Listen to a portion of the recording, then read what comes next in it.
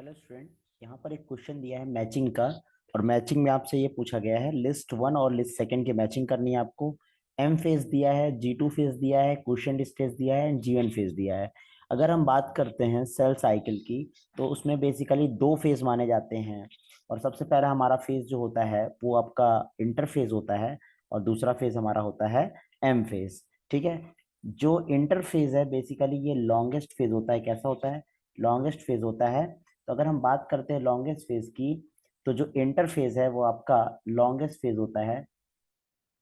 ठीक है। Interphase interphase जो है आपका ये लॉन्गेस्ट फेज है।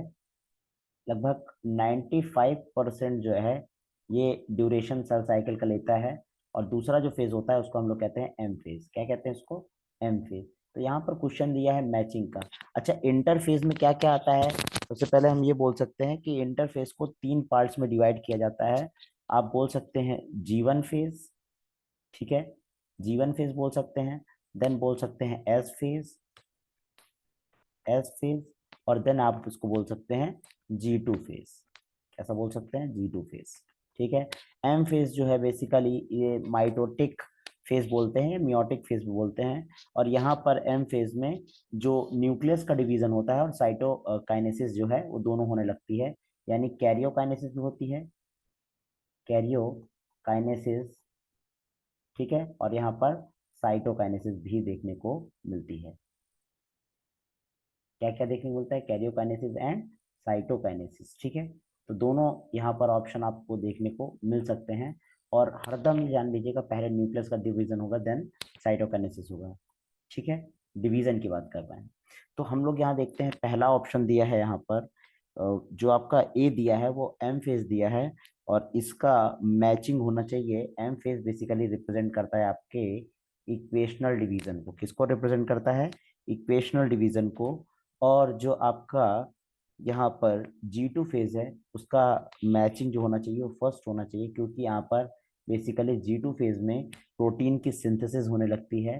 Protein, RNA and ribosome basically synthesise होते हैं। यहाँ पर प्रोटीन, आरएनए, साथ में आरएनए भी सिंथेसाइज होता है, एंड राइबोसोम भी सिंथेसाइज होता है। राइबोसोम भी सिंथेसाइज होता है, और ये सब हमारा जी टू फेज में होता है। ठीक है।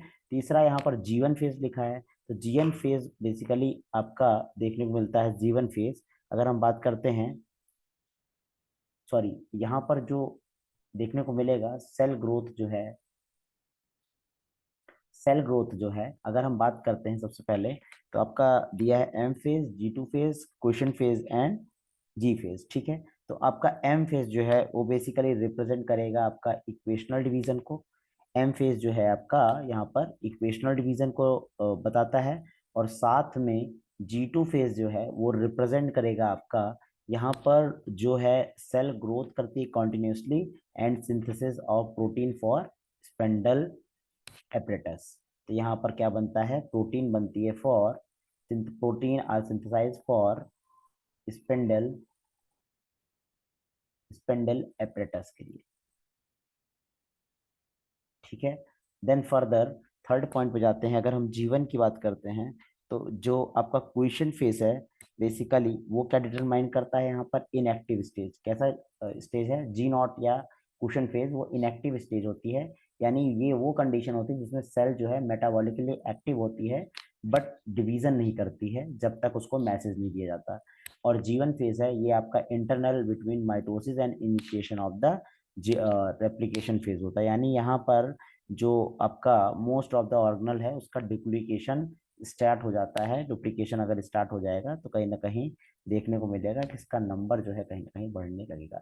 अब हम लोग मैचिंग करते हैं, तो फर्स्ट का ए का हमारा फोर्थ ऑप्शन, ए का फोर्थ ऑप्शन दो में दिख रहा है, यानी दो ऑप्शन आप निगलेक्ट कर सकते हैं। यहाँ पर सीधी सीधी बात है, दो ऑप्शन जैसे ही आप निगलेक्ट करेंगे तो हमको हमारे पास दो ऑप्शन बचेगा। ठीक है। तो ये वाला ऑप्शन बचा आपके पास और ये वाला ऑप्शन बचा। ठीक है। दो ऑप्शन आपके यहीं से निगलेक्ट हो गए।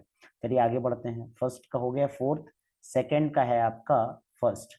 क्या सेकंड का फर्स्ट है? दोनों में देखने को मिल रहा है। तो सेकंड का फर्स्ट, जी टू फेज में सेकंड का first.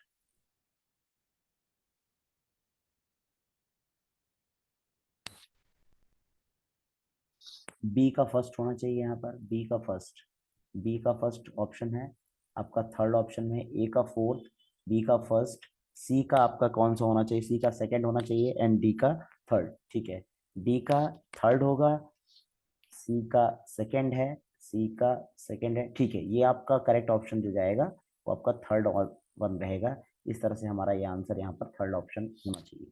I hope you understand this. Thank you.